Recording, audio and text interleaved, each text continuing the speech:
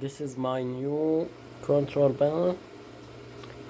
It's black acrylic, about 2 mm thickness.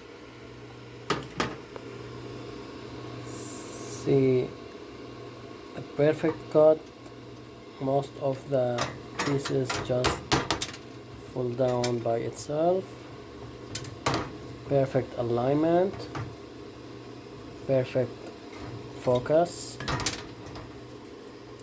perfect cut, very clean. To be honest, I didn't expect the result to be like this.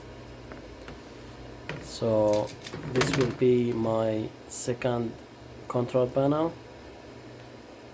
Hopefully you liked it. Please leave me a comment if you want to know more details about connecting the control panel. There is a lot of mess here, so my plan is to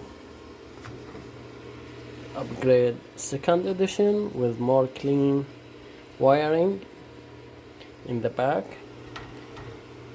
Perfect clean cut. This is 3 run at speed 10.